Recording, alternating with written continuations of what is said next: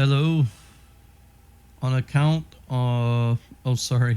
I was going to start reading right away. No, I did the first part of this yesterday, which ended up really long. It's because I was reading through, I called an audible. It's like I might as well put all the Pharisee stuff in one video because I just found the way the Pharisees were abusing Christ and trying to censor him, trying to lock him out of synagogues. I found that stuff pretty interesting. So today I'm going to be doing the other adversaries. I think it says here hostile Sadducees, priests and scribes, the sect of the Herodians, and Herod Antipas, and the disaffected disciples of John the Baptist. All right, so let's get going. Other adversaries, hostile Sadducees. On account of their Epicurean worldview, the Sadducees were naturally antagonistic to Jesus. In conformity with the tenets of Epicureanism, however, they tended to avoid most public duties, functions, and events. For then the miracles of Jesus were to be explained on the basis of natural causes, and the proviso that all such natural causes were not yet fully understood. That sounds familiar. Only in those few cities with sufficient Sadducees to support a synagogue of their own did they occasionally come into conflict with Jesus. But here again, they were no friends of violence, so that when a tumult erupted in Sepphoris on August 18th, AD 29, after the healing of the possessed man, and Jesus with his disciples had to flee, the fault was not due to any instigation on the part of the Sadducees, even though the shocking healing that had taken place in their synagogue was to them a shameful insult. When the Sadducees of Ataroth invited the new prophet Jesus of Nazareth, whose wonders were on everyone's lips, to their synagogue on July 13th, AD 30, it was more for the sake of amusement than anything else. They hoped to lure him into a trap, and should he fall for it, have a good laugh at expense. To this end, they brought Jesus to a dead man whose chest they had in secret cut open and filled with balsam, but who they said publicly was a living madman, and invited Jesus to raise him from the dead. Their strategy was that if Jesus did indeed raise him, they could claim that the man had not actually been dead. Jesus directed that the chest of the man lying there all stiff and still be opened, revealing by the worms of decay therein that he was indeed dead. He then told those present that he would not raise this man, as he had not believed in the resurrection. That's the man that didn't believe in the resurrection. Anyways, priests and scribes. As with the Sadducees, so also the priests antagonistic to Jesus did not confront him in nearly so rude and violent a manner as did the Pharisees. Many laid aside their envy and truly were in awe of the new prophet, although they were still hard-pressed to believe the Messiah would come forward in such a manner. They gladly attended his teachings and sermons in order to learn from him. When alone with Jesus, their questions were courteous, and they said little in response. They did not enter into debates with him, but wondered at his command of the scriptures. They sought to profit from his insights and put them to good use in their own sermons. But in public they dared not take his part or be counted among his disciples, for they feared the authorities and were loath to put their official positions in jeopardy. That also sounds familiar. For their part, the scribes enjoyed discussing with Jesus the topic of marriage, as they were themselves not entirely clear on the latest innovations in this domain.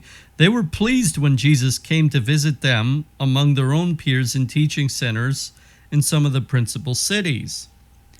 They were curious both of what and how he taught, but reluctant to enter into conversations on matters of theology for fear of displaying ignorance before their fellow scribes. They would listen quietly and later discuss what they had heard privately among themselves. They were offended, however, when Jesus permitted their discussions to be interrupted abruptly by common people or the sick, taking this as a sign of disrespect and a breach of decorum.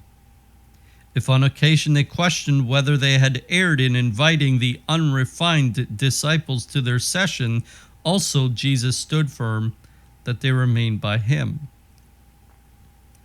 The most antagonistic among the scribes would say among themselves, "Truly, Jesus is a most gifted and wondrous man, but he is not arrogant for is he not arrogant for a carpenter's son? His wisdom dazzles, but is not well grounded, for he has not our training. And who can say how he may have acquired other, more advanced schooling? Not only that, but what need is there for his innovations? We have the promise in the law, and these suffice." Finally, they regarded his manner of itinerant teaching and sermonizing on mountaintops unworthy of the modesty proper to a true savant, and as serving to unnecessarily raise up opponents. Subtext: the sect of the Herodians. The Herodians were not an avowed religious party in Palestine, but a secular, politically motivated group based upon mutual interest. They took their name from Herod the Great and acted as partisans on his behalf, for which reason they enjoyed his support. Many Herodians were architects or engaged in related occupations, and so owed their livelihood to Herod's passion for building. It is not entirely clear whether during the time of Jesus' itinerant teaching, the Herodians were working toward Roman rule, or on behalf of an independent secular kingdom under the rule of Herod Antipas. In either case, Jesus had nothing good to say about them, censured them, and for their censured them for their secrecy and hypocrisy, and made them blanch when, in the company of others, he exposed their clandestine intrigues and shadowy codes of conduct, and condemned their shameful deeds. The Herodians' headquarters were located in Jotapata, on the west side of the Sea of Galilee, and it was here, when he was teaching in the nearby spa town of Bethulia on August 22, AD 30, that they invited Jesus. When he arrived at the synagogue in Jotapata, Jesus sharply criticized Herod and spoke openly to all assembled there of the Herodians' intrigues. He spoke against them again 2 days later on August 24, AD 30, in the vicinity of Dothaim, revealing by what signs Herodians might be identified, for many in this region had long complained of their pervasive espionage. The following day in Genebris, together with some of the Pharisees and Sadducees with whom they had formed an alliance, the Herodians put to Jesus the most cunning of questions regarding the approach of the new kingdom, of which he was always speaking, in order to throw suspicion on him in the eyes of the Romans, of Herod, and of the Sanhedrin. For the candor and supernatural conviction Jesus displayed was, for them all, a thorn in their sides, and they would gladly have been rid of him. But in his answers, Jesus gave the lie all the more powerfully to their stratagems. Then he spoke of the call of pagans also to the work of salvation, likening the present teachers among the Jews to mute dogs, who are not vigilant, but instead fatten themselves on food and drink, while misleading to the same end also the Herodians and Sadducees. He said they stalk about, but let no bark when let out no bark when the people, even their true shepherds, are set upon. Later, the Herodians asked Jesus, as usual in their deceptively polite and deferential way, how great a number would be admitted into his kingdom. Jesus called to their attention to the as yet incomplete conquest of the land of Canaan, which they had still to share with so many pagans, finally explaining that none would come into his kingdom without first walking the straight path and entering in through the bridle door, which he then clearly distinguished from the wrongly hung side door of the secondary worldly aims. On this occasion, as on so many others, it was astonishing how, when such adversaries were among themselves, they would bluster about capturing Jesus as he taught, but when Jesus was actually among them, how they could, in fact, do nothing, but were rather quite astonished, even in some measure convinced by what Jesus said, although their anger remained unabated nonetheless. Subtext: disaffected disciples of John the Baptist. When Jesus returned from his 40-day fast and invested some of his disciples with the power to baptize, many streamed to the place of baptism on the Jordan, including also many of the Baptist's former disciples. It is quite understandable then that those who elected to remain with John complained bitterly of what they saw in the success of Jesus and his disciples at their expense. Nonetheless, the Baptist himself never tired of making clear to them his relationship with the coming Messiah, and regularly sent groups of his own disciples wherever Jesus was then teaching and healing, in order that they might satisfy themselves as to who was the greater. But then there were some among John's disciples who would not concede that their own master could be the lesser of the two, and after John's death, some of these deteriorated to the point of succumbing to the Herodians' view of Jesus. Filled with the jealousy of his deeds and those of his disciples, the disgruntled disciples accused Jesus of not coming to the Baptist's aid, in order that his own reputation might thereby be magnified. Yes. They also reproved the disciples of Jesus for the liberties they took, and finally they claimed that John's testimony regarding Jesus was nothing more than a case of exaggerated humility on his part. For all these reasons, Jesus warned his disciples about the disaffected disciples of the Baptist, and, alluding to their habit of wearing wool strips around their necks and waists, said, "Beware of false prophets, who come to you in sheep's clothing, but inwardly are ravenous wolves." Matthew chapter 7, verse 15.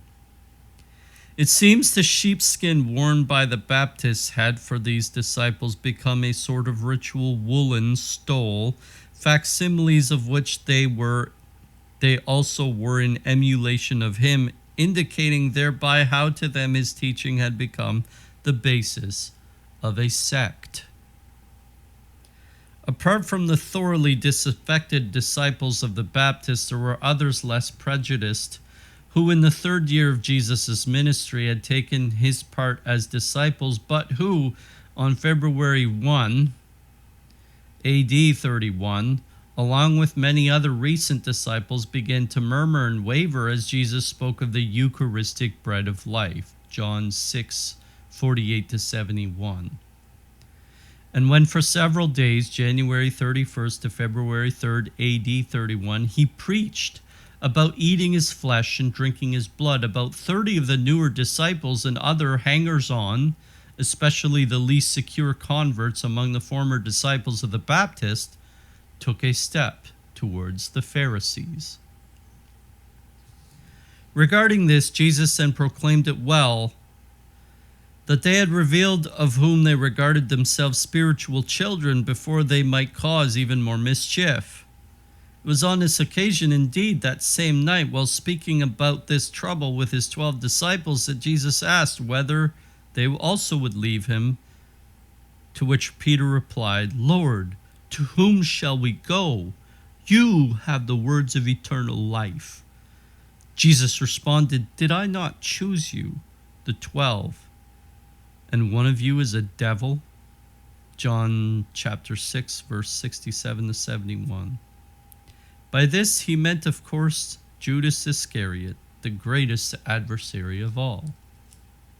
Subtext: Herod Antipas and Pontius Pilate. King Herod Antipas.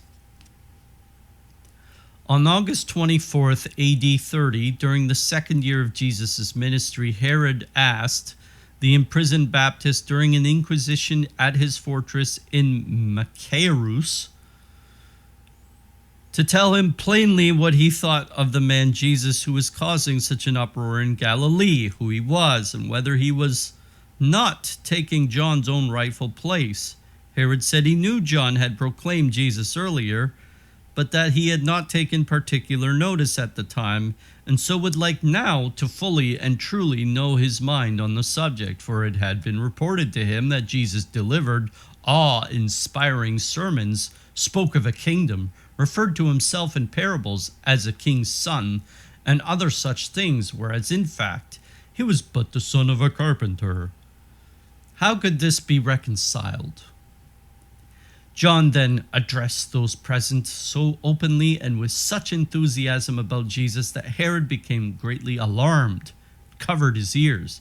In consequence, he several days later called together some Pharisees and Herodians to advise him how best to restrain Jesus.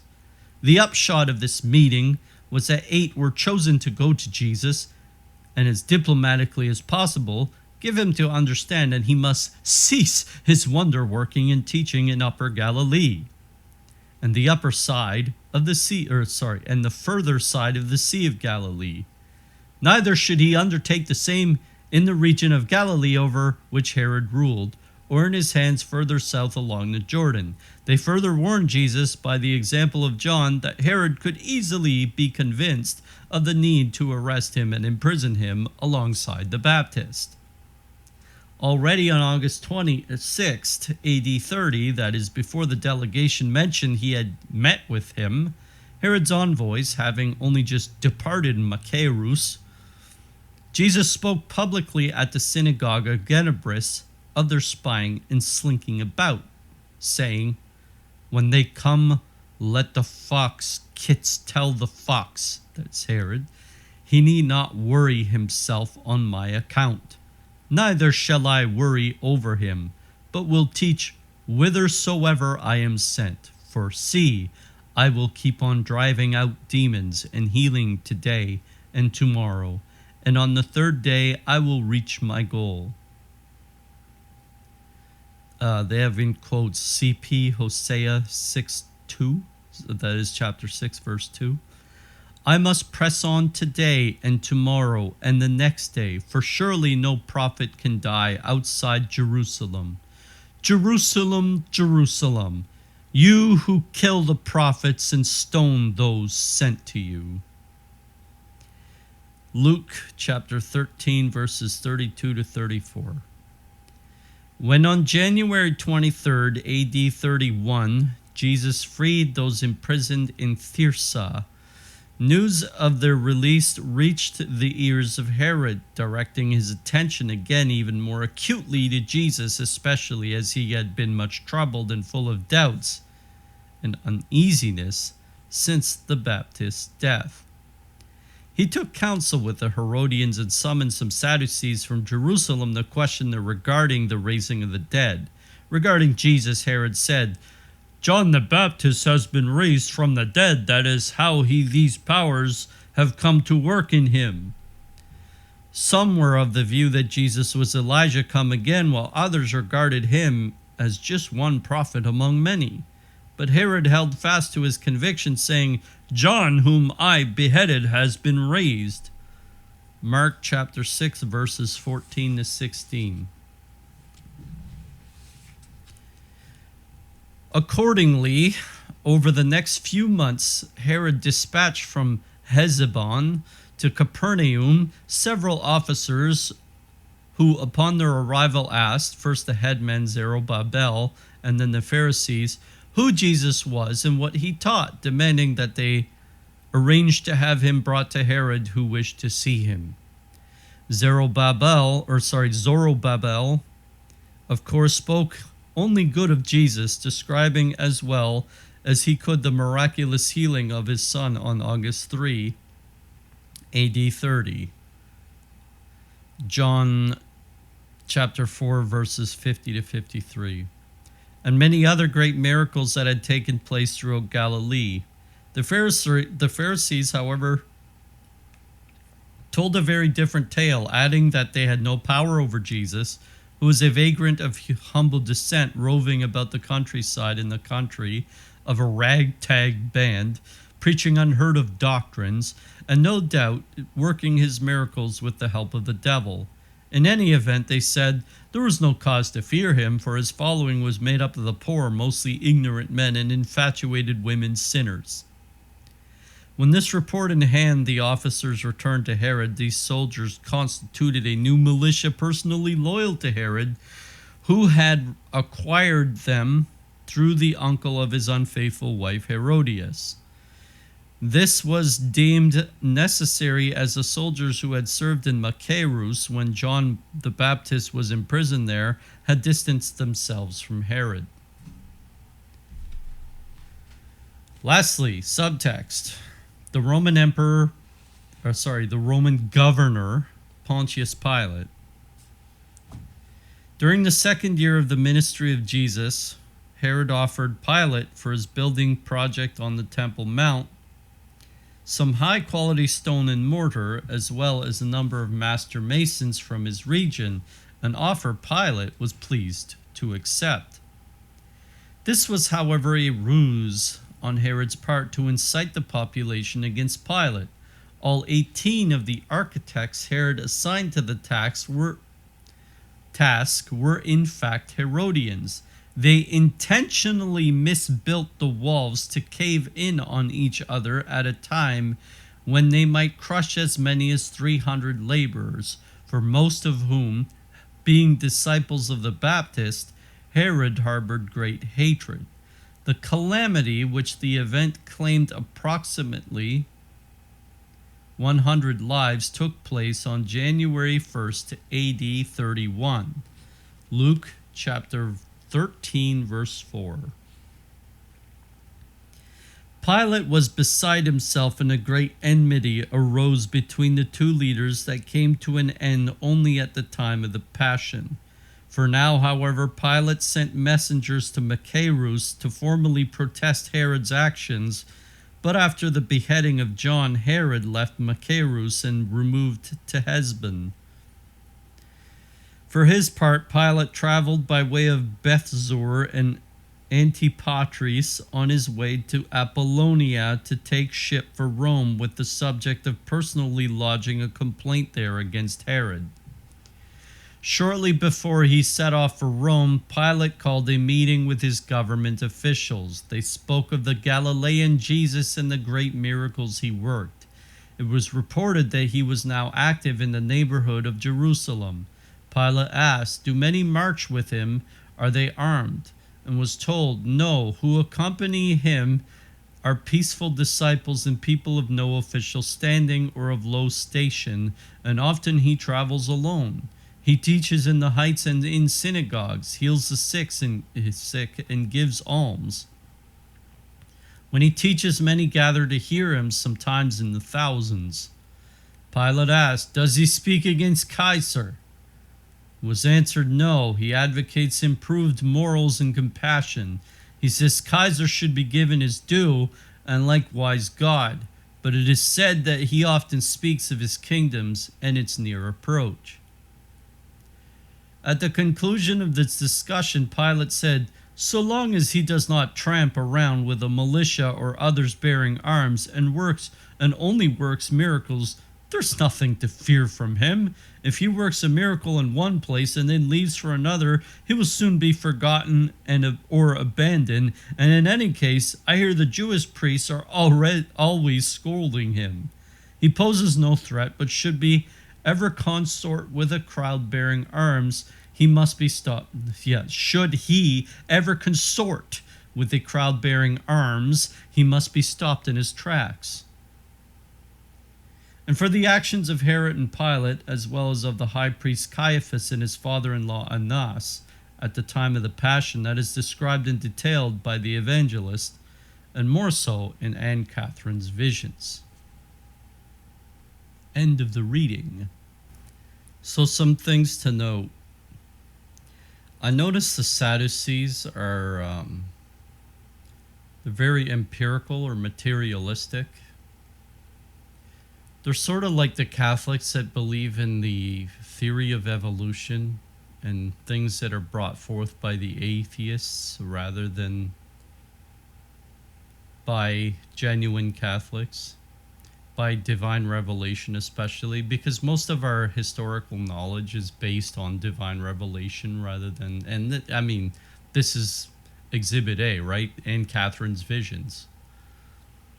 The Sadducees were aligned, I guess, with Epicurean, and you may have heard of the Epicurean paradox. You can look it up one day, but it's extremely problematic, and I don't know why people find this logical. It's like, well, if there's evil, why does God exist? Well, God's in the process of taking out evil, but man deserved evil because they sinned. And this is something that a lot of atheists don't get. Well, it's a problem that's apparently over 2,000 years old. And this guy couldn't get why there was evil in the world. So, the Sadducees, they didn't believe in the resurrection. They had that point of view that empiricists have, and this is especially loud in our time, that miracles are just unexplained phenomena. And that should sound familiar to everybody. Even the Vatican spoke in these kind of terms during the current pontific, the current pontiff's reign. So the priests and the scribes, these are the lukewarms. They were, I mean, we're warned about the seventh church in Revelation 3 of people being too tepid for God, and a lot of these priests were lukewarm. And we saw this during the hysteria, that priests would just bend over backwards to deny the public the Eucharist and deny opening Mass because everybody had to, social distance and whatnot. Yeah, well, now you're counted among those adversaries that Catherine Ann talked about. The Herodians, these guys remind me of a group of people whom I shall not name in this video, but that should give you every hint. Let's just leave it there. Disaffected disciples of John the Baptist. This reminds me of Protestants and Eastern Orthodox who they like some of what Jesus has to say, but the harder teachings. I mean, Orthodox still have the Holy Eucharist, but Protestants have ditched that. And this is what this reminds me of. It's like, well, we like the Bible, but we don't like the Catholics. Well, you know, if you don't read the Bible in the context of Catholicism, you really aren't understanding it. Herod Antipas, because there's a continuum of Melchizedek, and Protestants a lot of them think that the Jews are still the people of God, and there's clear biblical evidence that he's not, but that's a whole other video. Herod Antipas, he just seemed like an idiot king. He was conspiring and conniving, but he's grasping for power, for empirical power, and even then, these are some of the errors I believe the current pontiff's making. Not just him. Pope John Paul II also was too geopolitically involved. And listen to the witness testimony of Father Malachi Martin on the subject. His videos are available online. But his books talk about how John Paul II was extremely geopolitical. And Malachi Martin really had a problem with this, and so do I as a result. It's just, I use Malachi Martin because he's a credible voice, and I'm not. But I just found that a priest or a bishop or a pope who gets too involved in geopolitical affairs gets taken off guard by spiritual affairs, when the greatest problems in the world are caused spiritually by this evil guy known as the devil. Okay, so Pontius Pilate was just a Roman. He acted as a Roman does, and nothing here suggests that he was anything but a Roman. Now, a Roman is like a pagan. He's just somebody who's out of the loop. And even we have many Catholics who are like cradle Catholics who grew up in a Catholic school or whatever, and they act just as Pontius Pilate does. They don't really know Jesus. They don't have a prayer life. They don't go to Mass routinely. They don't adore the Holy Eucharist. They're just out of the loop. And unfortunately, a lot of these people exist. I call them nominals. So, Pilate was not a nominal. He's not Christian, obviously. Nominal would be Christian in name only. But it's effectively the same thing. You're either a person belonging to a religion or a person belonging to Rome. And Pilate was just a person who belonged to Rome. And that ends my notes. Ave Maria.